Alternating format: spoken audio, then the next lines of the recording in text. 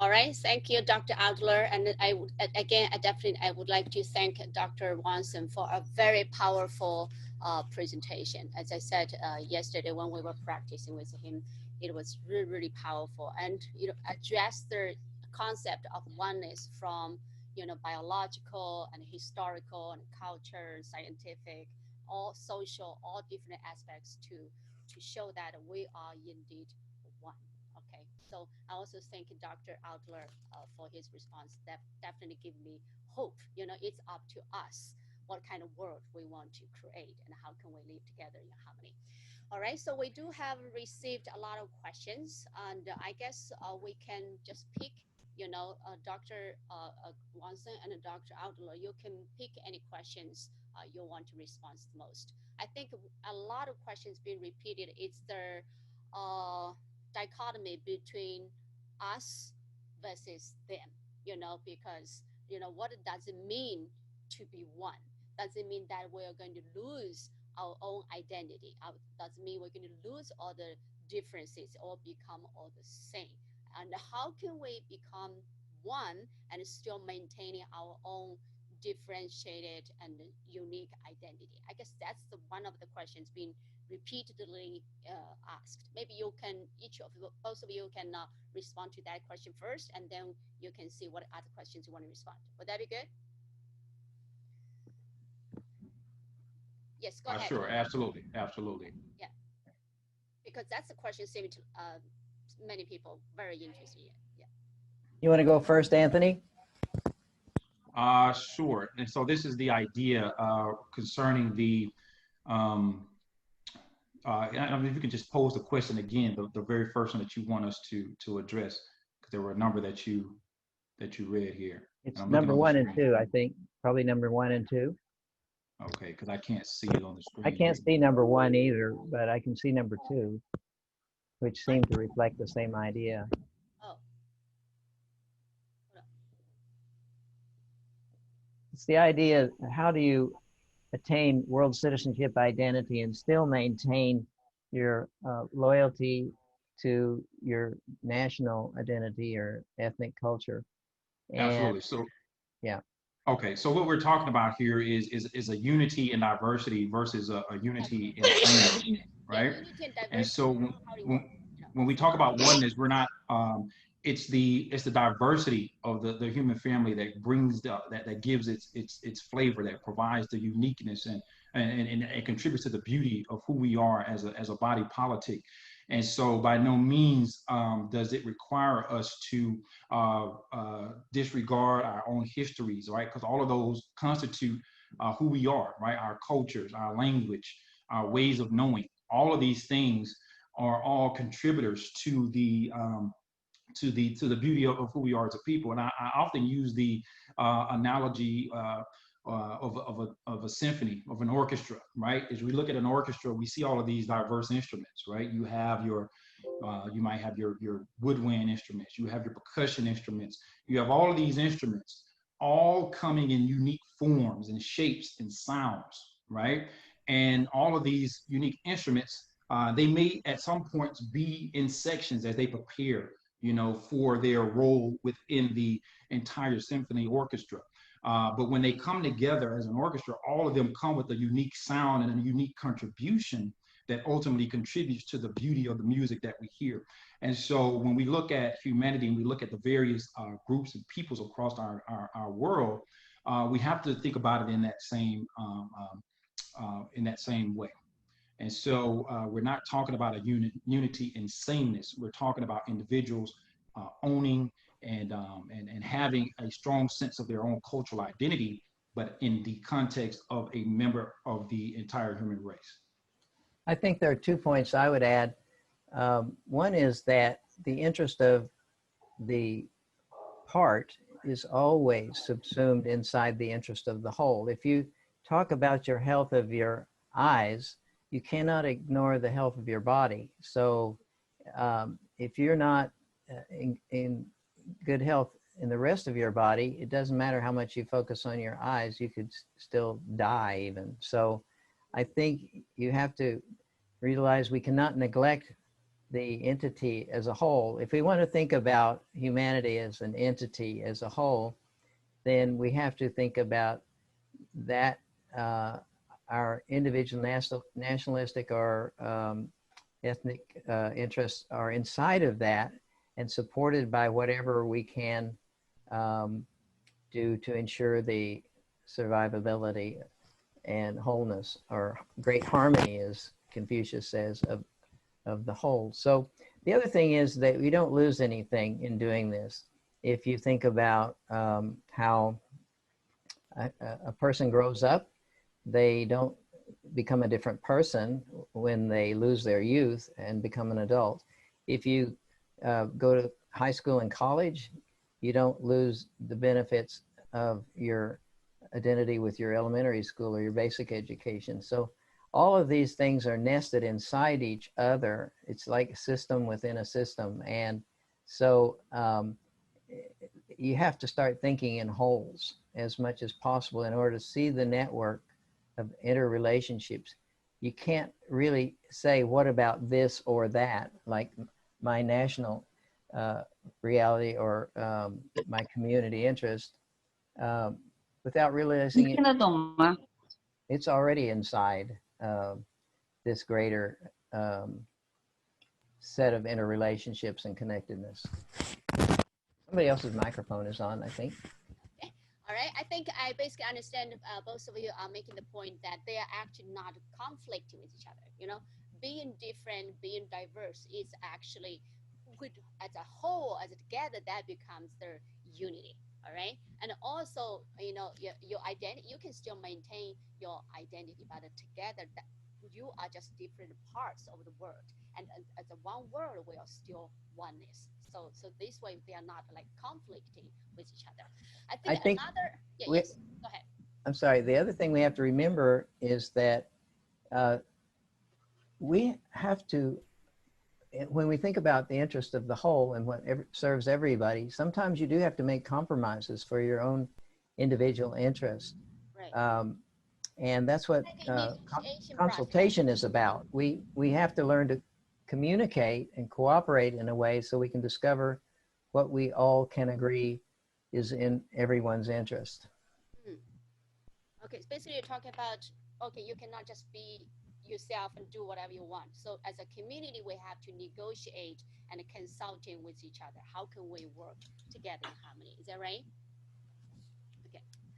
Okay, another question people are really interested they are talking about basically, well, okay, so we are just like ordinary people. We know it's important to, you know, live in harmony without prejudice. But what about those media? What about those political leaders who are in power? How can we influence them, okay, to make the change? Well, I'd like to give an example. Okay. This world citizenship model has been implemented in one place in India, and it's in the largest school in the world, in Lucknow, India. And they not only influence the culture, the curriculum, but even maybe more importantly, the culture of the school, with their greetings, posters in the hallway, world citizenship dress, acknowledging the prayers of all religions.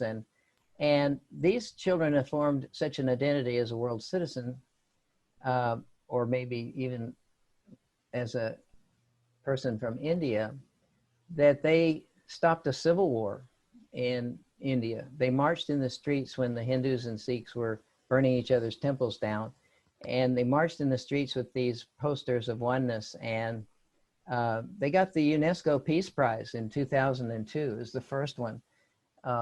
So they definitely influenced the culture around them and the thinking of leaders, and got the attention of the world political system. So that's just one example, but I think the idea is that you change the culture of the school, you transform the consciousness of individuals in sufficient numbers that it spills over, there are spillover effects into the community and into the nation.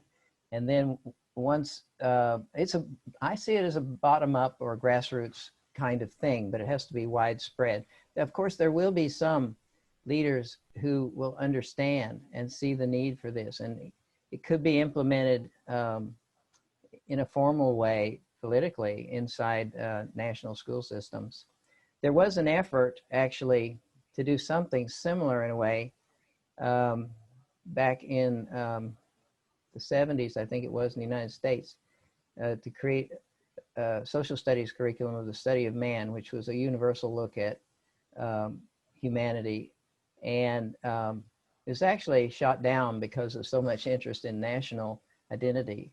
And I guess the timing was wrong for it, but the government actually spent $80 million producing that system. Those materials are still available, by the way.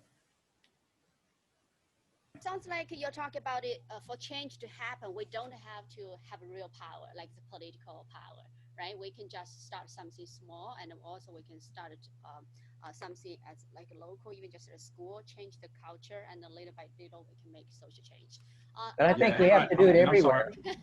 Okay, Dr. Yeah, if I could, I'm very curious about what you did in your school, because you're talking about you are trying to, bring this kind of oneness and education to your school. absolutely. And one of the things, as I respond to both that question and what was just stated, Frederick Douglass once said that it's easier to build strong children than it is to repair broken men. And so I think about that with respect to what Dr. Watson has presented here in our conversation. When we talk about how the power of education to create a generation of youth that will inherit our social, political, and economic institutions who are informed by this ethic of oneness, who are informed by this idea, and it informs their decisions and actions when they begin to inherit the reins of our institutions. And so this is what we're talking about. When we look at people that are in power now, individuals who are really drunk with power, with greed, with self-interest, it becomes very difficult for them in terms of them making the right decisions, right? Because of the fact that they're so deeply entrenched and motivated by these evil ideals. And so as it relates to my own students, I go back to this analogy of the symphony orchestra. I work in a Title I school with predominantly Black children in the Metro Atlanta area. And when we look at the history that has impacted Black people for more than 400 years in this country, we look at systemic racism, we look at the ways that their educational outcomes, their employment outcomes for Black people have been impacted by racism. My goal, right, is to take this section of the symphony, right, who has been taught that, hey, the more, let's say these drums, the more you sound like a saxophone, the better you are. The more you don't sound like the drum, the more you don't function as the drum, the better you are. The more we accept and appreciate you. So my job and things that I've been doing is to build that section of the symphony.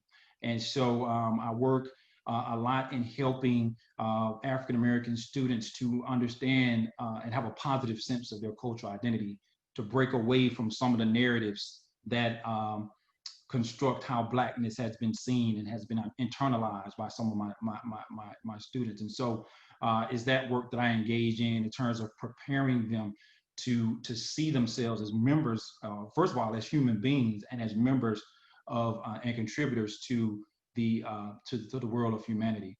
And so that is, when we talk about incorporating this work into what I do, that's the direction that I'm going.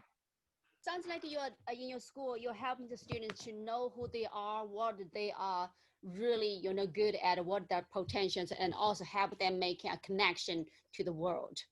Absolutely. Okay. All right. And there's one more quick question with the media. Do you want to address that? They said a media report has a lot of a biased, view of the world, and how can we correct it? Okay, so do you want to address that? Another question is about the difference between emotion and perception that Dr. Watson talked about, and they're asking about what's like the relationship between the two. How do these two kind of interplay with each other, and how can we apply this concept into the higher education? I'm guessing this is from a professor, and especially asking about, because emotion is it's situational, it's unstable. So how can we, make this kind of consistent change in terms of emotion and perception? Okay. Before we address the emotion question, just deal with this idea of the media and the journalist. Okay. Can you hear me? Yes, yes. So I think even more powerful these days than the mainstream media is the internet and the kinds of rapid communication, the blogs that are set up and communication over the internet. And a groundswell can occur pretty quickly and cover the whole world. So I'm actually inviting anyone here listening today to help me create a network where we can begin to create our own media message that's out there and get enough subscribers or people interested in working on this. The old systems are going to fall their own way, fall apart, and eventually decay and go away if we make our own voice strong enough. I don't think we have to try to convert them or change what they're saying. And sometimes just the relief against the light and darkness shows how much stronger the light is when it gets darker somewhere else. So just let them go their own way and let them keep talking. The other question is, the other question is around the emotion and relationship to perception. And my understanding is, in my limited understanding, and I have to say that a disclaimer that I don't believe there are any experts in education. I think the human being is too complex. We're all learners. If we're teachers, we better be the best learners and live in a state of inquiry and never think we got it all figured out. So my understanding, my limited understanding is that emotion can be consistent. I mean, you said it's situational, but I think if a person is centered, and this is what meditation and self-discovery and enlightenment and internal transformation is all about, and you know who you are, and you know your essential worldview and outlook, and you're well grounded in that, then I don't think the situations blow you around like the wind, and you still have your same voice and you still have your same identity. But emotion is elusive. It's something we're just trying to understand in terms of brain function and how it's operating in our everyday lives. I'd say we're more at the effect and being out of control with respect to our own internal compass until we master that, then we are blown around by the winds of external effects. So if you respond in anger, for example, to slightest triggers in your environment versus being steady enough to control that, that's one thing. Perception and relationship to it, I tried to make a parallel to say that both of these are related to the unconscious. And what I'm saying about perception is that what we see is what we understand. In other words, everything's colored by what we have internalized as our understanding of the world.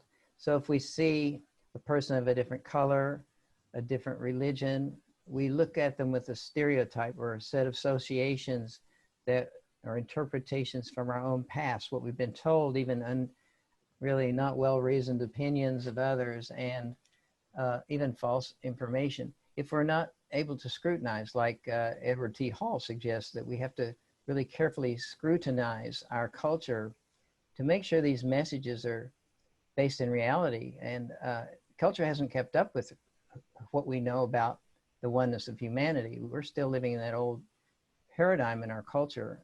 So we transform ourselves first, that spills over to the culture, but we have to understand that we can actually see oneness. This is literal. I'm not talking about, in a way, it's like the blind man who says, I see. And he really means I understand. But visual perception is 99% interpretive. What you see, your brain tells you what you see. It doesn't rely very much on what's out there. It just uses that as the basic starting point. Everything else is coming from inside yourself. So that perception is self-generated, and that's why the knowledge base or the understanding of reality has to be inside you. And that's what the education's for, is to give every individual a sense of the truth about reality and let their understanding be based that way. And then their perception comes out of that. Just the same way that how you're speaking, your words come out of that understanding that's resident inside yourself. Dr. Adler, do you want to add anything before we end? No, Dr. Boynton. Okay, Again, I know we still have a lot of questions, but our time actually ran out already. So, all right. So I thank everybody for your wonderful responses, and I thank all the audience for all these insightful questions. Actually, right now we have a new idea: is all the unanswered questions we will send it to the speaker, and if they wanted to respond, and if they can, wanted to add it to this, give these answers, we can publish it to our website so that they can still access to their question, to the answers. Can I put my yes, of course, email address on the screen? Yeah, go ahead. How do I do that? All right, let's see. I think I can share it. Yeah, you can go ahead, put it on screen. And so I would like to thank everybody again. It is indeed, we are living in a very challenging, difficult, and tough times. But I believe, I think two speakers give us hope, is no matter how difficult the situations are and how tough the times are, there is always something we can do. All right, so the message is don't stop and keep going. Keep talking to each other and keep communicating with each other, keep believing, keep making little changes, keep changing, keep educating our younger children, and keep influencing each other. All right, so the message is accept what we cannot change, but more importantly, change what we cannot accept. So start with ourselves, start with something small, we start with our community, and always, if we keep going, I think we will have hope. All right, so thank you very much for joining us in this wonderful discussion. And here it is Dr. Wanson's contact information. So if you would like to get in touch with Dr. Wanson and join his course, and definitely you're welcome to do so. All right, so all right, take a picture. Dr. Jin Ling, I was emailing Dr. Jin Ling, one of my life mentor. Okay, see if she wanted to say hello. Dr. Ling, okay, I cannot find her. Hi. Do you want to say a few words before we end? Dr. Jin Ling is a university professor at University of Maryland, and also she's also expert on peace education, and she will be giving a final talk about the peace and the wisdom from Taoism on October 24th. It should be really, really inspiring. Okay, yes, Dr. Jin Ling, see if you want to say a few words. I'm very inspired. I'm very, very impressed. And Dr.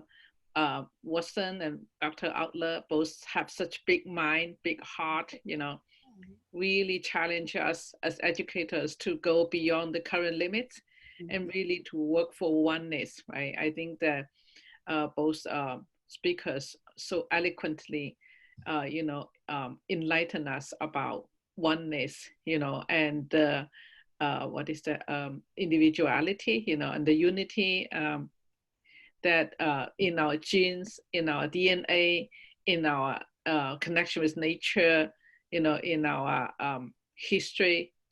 So I really appreciate the talk. Thank you.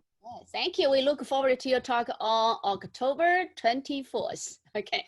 All right. So just announcement for our next talk is going to be October 10th, mainly because September 26th, the event was canceled due to Dr. A.G. Rod's wife had a cancer. I'm very sorry to announce this with you all.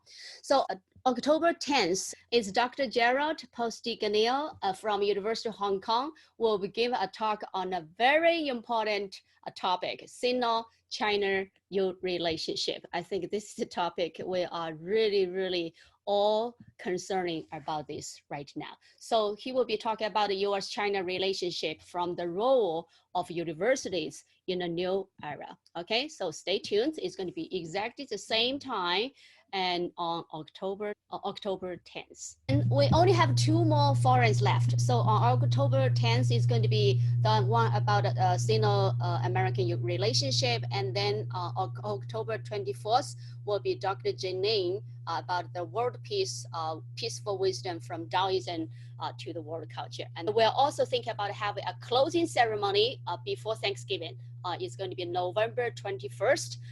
We're going to invite all the speakers, all the volunteers, and all the supporters to join us for a celebration and also recognition for everybody's contribution. All right, with that being said, I encourage you to scan the code here because this event is also sponsored by ARA, SIC 171, and Confucianism, Taoism, and Buddhism and Education. And we invite you all to join us. There's going to be an annual conference on April 9th to 12th, I believe. It's going to be fully online. So it's going to be over 16,000 people participating. Okay, so it's going to be a huge event. I encourage you to participate. I thank all our sponsors and also thank all the volunteers. Okay, all right, thank you very much.